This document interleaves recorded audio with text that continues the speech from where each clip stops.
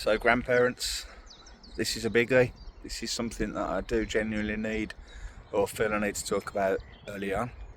Hang on.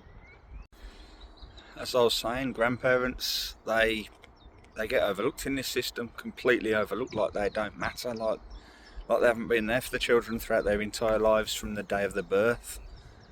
And the trauma that this causes is beyond just the pain that the grandparents feel, because the grandparents are pained that they can't see their grandchildren, but they're also pained that they can't support us in seeing our children. What can they do for us? There's nothing they can do. They're stuck there in the background. They're not allowed into the courtroom. They're not allowed a voice.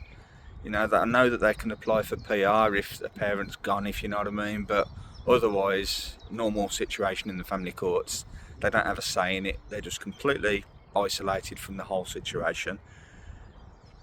Now, I can say honestly that my children's mum, she grew up with a single mum. She never knew who her dad was.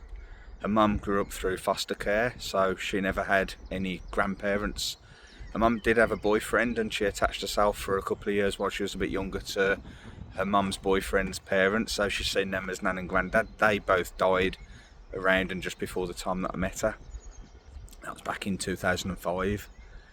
So she doesn't really know what it's like to have grandparents, but I know at the time when she lost her parents, when I first met her, I think it was her nan or her mum's boyfriend's nan that had died, who was in a care home, and she was really upset. She was devastated by it. She was still suffering from losing what she'd seen as a granddad the year before.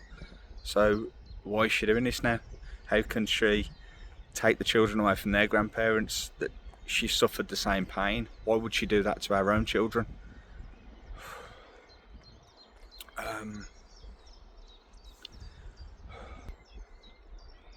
Now, if I was abusive, I haven't been, but if I was abusive, then why would that still warrant her keeping our children away from their grandparents? It wouldn't, would it? It's not an issue with the grandparents. So what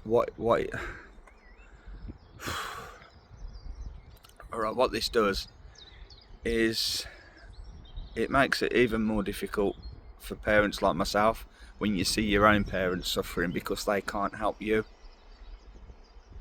You know, so that adds even more onto us. As the years are ticking by, we're 9 years into this now.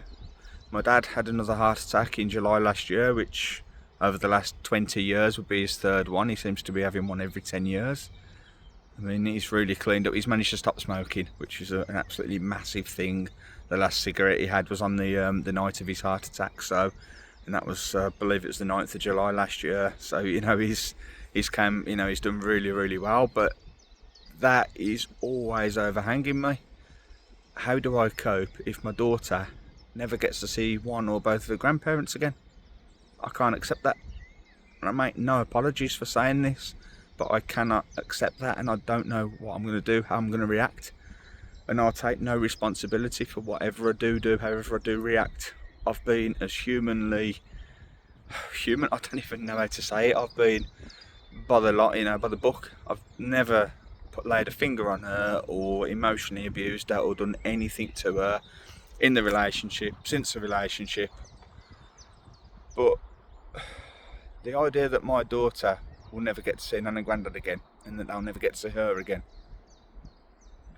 I can't live with that. If that becomes a reality, I can't just sit back with a big smile on my face like the court system wants and accept it. I can't do that. I don't know what I'm going to do. And this has been eating away at me now for years.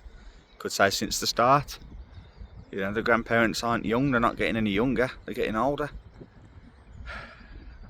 And if you're watching this, please reach out. We need to bring an end to this before this brings an end to me, because I'm around. I'm here for Oscar now. You know, okay, I did say in the previous video or the first video that I won't be saying the names, but it's too hard to not say the names. You know, I'm sick to death of being completely suppressed by the family law system. You mustn't say names. You mustn't talk publicly about what's happened behind closed doors. You know, you go to prison if you do. F the system. I've had enough. Totally had enough of the system. I'm here for my children. I don't give a f what the system threatens anymore. So this channel, as much as it's about getting back to my daughter, as much as it's about helping other people, it's also about me helping myself. It's about me putting the evidence, the reality, the true story out there, somewhere where my daughter can see, somewhere where other people can see. You know, other people hopefully will continue to take inspiration and strength from what I'm revealing. You know, and they'll know that they're definitely not on their own. Did I see a stat, I think it was, that 2 in every 5 children live without their dad now in the UK. And I know that people are out there all harping on that, oh, deadbeat dads leave the mums, you know, strong, powerful single mums. Reality is not like that. It is nothing like that. You know, there are great mums out there, there are great dads out there. But when there's a stat that's something like 95% of single home parents are mothers, that's not 95% of dads are bad, deadbeat dads. It just isn't like that. People need to understand this is an industry, it's a system. It's rigged and it's designed to make money. And I remember the dads group some years back now, about 2018, putting some data out there from the best research that they could do with experts in the field that they were working with. And that they said back then, and this is like 2018, that it was £52 billion or £50 billion in 1 year that the UK family law system, you know, had netted. That's like £1 billion a week. You know, it's phenomenal. And it doesn't matter how loud we are, we can't change that. You know, a billionaire can come in and shout his mouth off. Get Elon Musk in, he couldn't change this system. So it's completely broken. There is a way around it, but we need a new government. And I'm not going to get political here. I do know of one, you know, person that's running for government in 28, 29 at them elections who would change this system, or I genuinely believe would change this system. But it's too late for me. Not too late for many of you though. Anyway, I just wanted to get that out there about nan and granddads, that they are far more than just people in the background to be ignored. They need to be included, they need to be coming to the contact centres, they need to be allowed into the courtroom. You know, it's not just mum and dad that are involved in the children's lives.